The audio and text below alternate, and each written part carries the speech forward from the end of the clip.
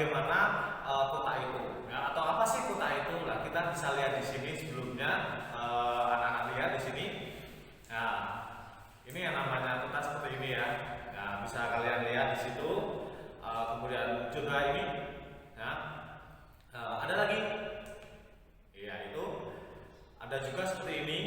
Nah, kira-kira definisi dari kota itu seperti apa sih? Atau kalian melihat dengan gambar-gambar yang demikian itu, ya, yang demikian ini, kira-kira definisi kota itu bagaimana menurut kalian? Ya, bisa kita lihat di sini yang namanya tentang batasan atau pengertian kota, ya, atau kita lihat dulu tentang pengertian dan batasan kota. Nah, menurut Profesor Bintarto, ya, selaku guru besar Universitas Gadjah Mada, mengatakan bahwa kota merupakan sistem jaringan kehidupan manusia dengan kepadatan penduduk yang tinggi, ya, struktur sosial ekonomi heterogen, corak kehidupannya ditandai dengan kehidupan yang materialistik. Nah, itu yang namanya kota. Jadi yang namanya kota itu merupakan salah satu jaringan kehidupan, ya, di mana dicirikan salah satunya kepadatan penduduk yang tinggi, dan yang paling menonjol di situ adalah corak kehidupan yang materialistik. Nah, di sini kalau kota itu dicirikan dengan ada namanya kehidupan yang bercorak materialistik. Itu yang namanya adalah kota. Ya. Nah, kita lihat di sini ciri-ciri dari kota. Yang pertama adalah masyarakat yang heterogen. Ya, jadi kalau di desa kemarin masyarakatnya dicirikan dengan homogen. Nah, artinya apa?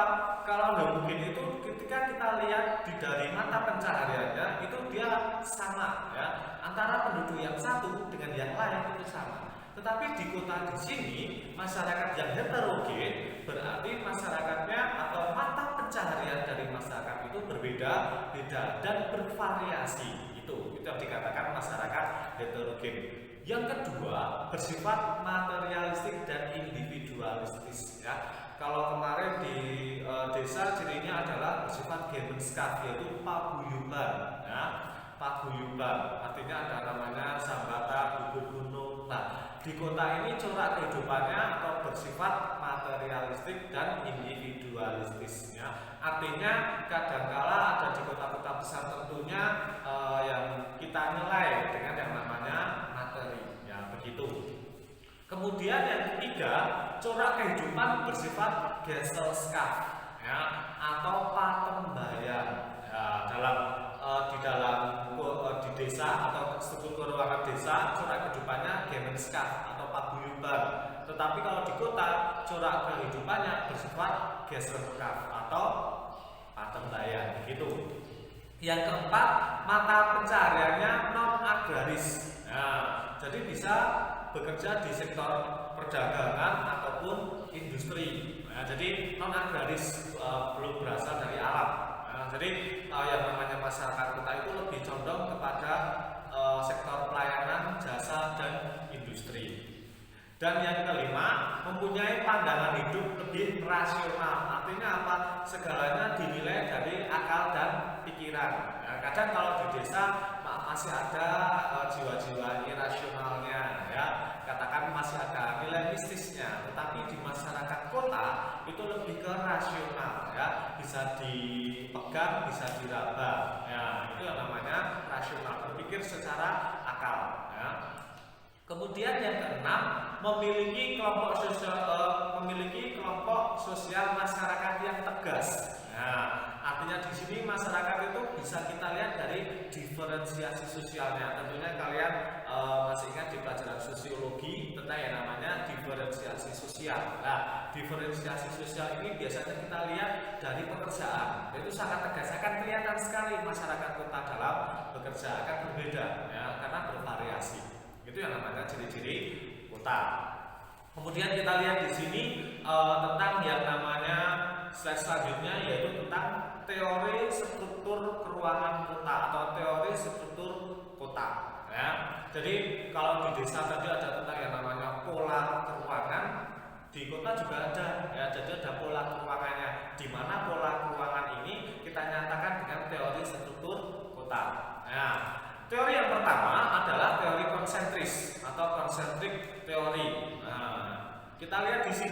tentang yang namanya teori konsentris, ya, di mana teori konsentris menyatakan bahwa kota berasal dari suatu tempat pengelompokan penduduk yang masing-masing bagiannya berkembang sedikit demi sedikit ke arah luar. Ya. Contohnya kota yang berpola konsentris antara lain seperti kota Jogja dan Solo, ya, Yogyakarta dan Solo, di mana pusat kota dari Jogja dan Solo itu ada di keraton. Ya, jadi dari keraton itu akan berkembang ke arah luar. Itu yang namanya pola konsentris. Jadi pusat perkembangan kota berasal dari keraton seperti Jogja itu. Kemudian dia akan berkembang ke arah luar. Nah, contohnya seperti ini, kamu lihat, anak-anak lihat di situ. Ya, ada sebuah bagan, ya, di mana bagan tersebut ada kira-kira ada 5 bagian, ya. Yang lingkaran pertama nomor 1, ya, itu adalah lingkaran yang paling dalam nomor 1 itu adalah zona pusat daerah kegiatan atau CBD, ya, Central Business District. Ya, itu adalah pusat kotanya, ya, pusat kotanya. Kemudian dari kota itu, dari tengah-tengahnya kota itu, dia akan berkembang ke arah luar, ya, berkembang ke arah luar menjadi nomor 2, ya. Jadi dari pusat kota nomor 1 itu sebagai CBD, Central Business District atau zona pusat kegiatan, itu akan berada atau berkembang ke arah luar, ya kan? Nah, dari nomor 2 atau yang berkembang ke arah luar itu timbullah yang namanya zona peralihan atau zona transisi, ya.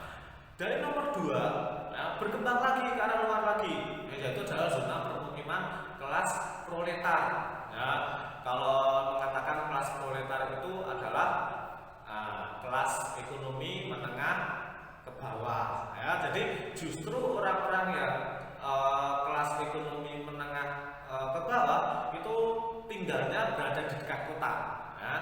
Kemudian dari kelas proletar yang nomor 3 akan berkembang lagi kotanya, ya, menjadi zona yang keempat, yaitu adalah zona permukiman kelas menengah. Nah, jadi di zona ini kelas-kelas ekonomi menengah itu tinggal ada penduduk. Kemudian akan berkembang lagi, ya, berkembang lagi ke arah luar, dari pusat kota ke arah luar, yaitu adalah kelima, yaitu zona penglaju atau zona komuter. Maksudnya apa? Jadi yang namanya zona kelima ini dapat dikatakan sebagai zona ekonomi kelas menengah ke atas.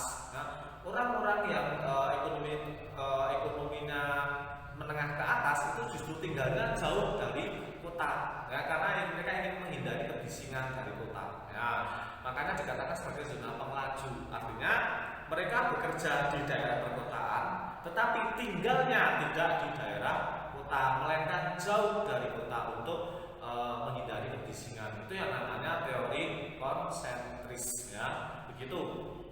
Kemudian yang kedua adalah teori pola sektoral.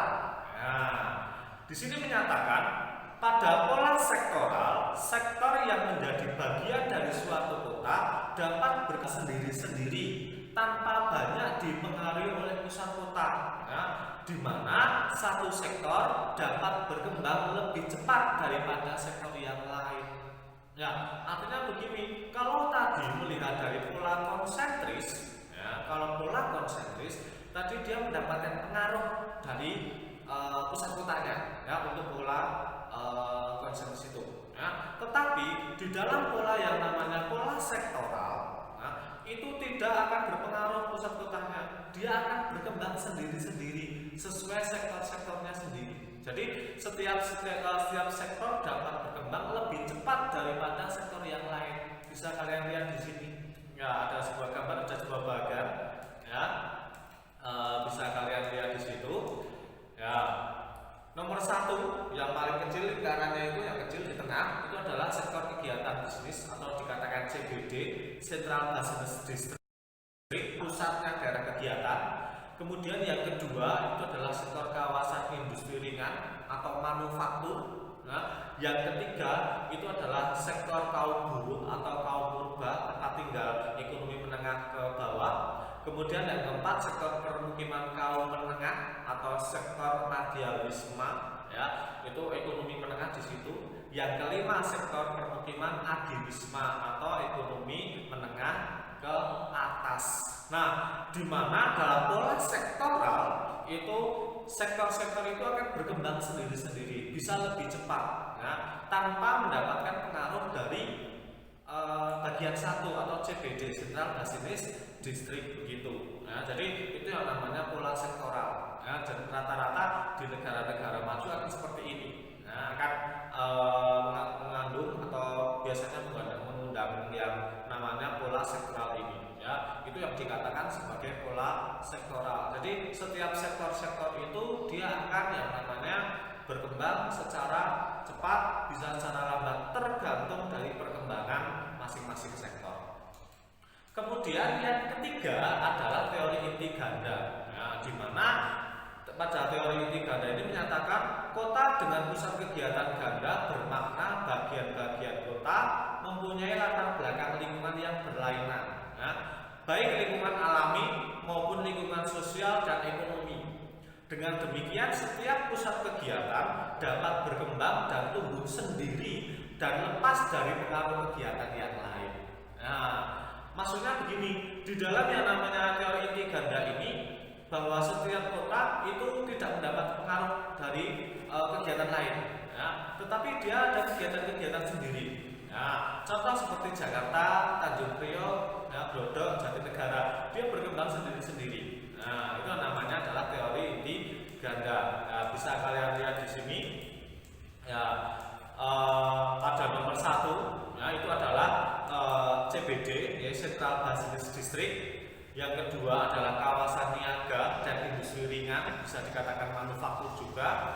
Yang ketiga, kawasan Nurbawisma atau permukiman kaum buruh. Ya. Yang keempat, kawasan Madyawisma, ekonomi menengah. Yang kelima, kawasan Adiwisma atau ekonomi menengah ke atas.